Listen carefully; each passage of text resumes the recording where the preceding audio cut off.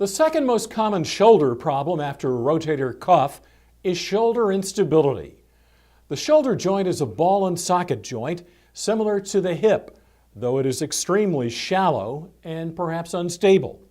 We went to Children's Hospital of Orange County and spoke to physical therapist Mollee Smith. We asked her to give us more information on shoulder instability. Shoulder instability is when the upper part of your arm comes loose from its attachment to your body, and it can happen traumatically, it can happen partially or completely, and typically when you have a shoulder instability problem, if it happens once, you're very likely to have it happen several times. Shoulder instability is shoulder dislocation. Why do some children suffer from shoulder instability? There are a couple different reasons why a child may suffer from shoulder instability. One is they might have an injury or a traumatic injury. Another reason could be that they have laxity. They're just very loose all over, so they might have multi-directional instability leading to shoulder dislocations. And the other reason is they might participate in sports that predispose them to instability. For example, sports that involve a lot of overhead activity like swimming, baseball, your throwing sports, volleyball. It can be very painful. If there is an injury or a traumatic injury, you're more than likely your child is going to complain of pain.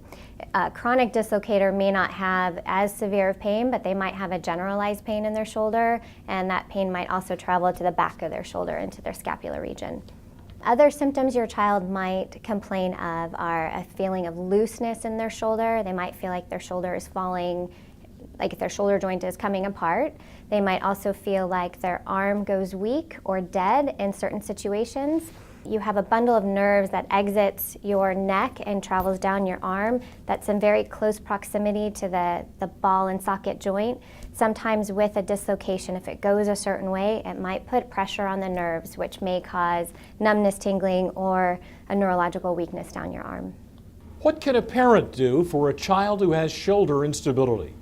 Children heal very well and very quickly if you take away the stimulus that is aggravating. So if it's a repetitive injury, if it happened in sport, you want to rest them completely. And ice is always a good idea. Using over-the-counter anti-inflammatories, that's a good choice if you're comfortable with that. The other thing that can be helpful is supporting the arm, whether putting a sling on or using pillows to support the weight of your arm to take the pressure off so that your arm doesn't have to support its weight, can be very helpful. If a shoulder doesn't go back by itself, is emergency care necessary? Doesn't always go back by itself. It may spontaneously relocate. The child may do something and it pops back in. Sometimes you can visibly see if it's out of joint, and you definitely want to call 911. You don't want to put a shoulder back into a joint by yourself. It should be done by a medical professional because of the chance of nerve injury when you relocate. And if it's a child who partially dislocates, it's going to go in and out as you move and as you play. So that in those cases, the child is going to relocate on his or her own.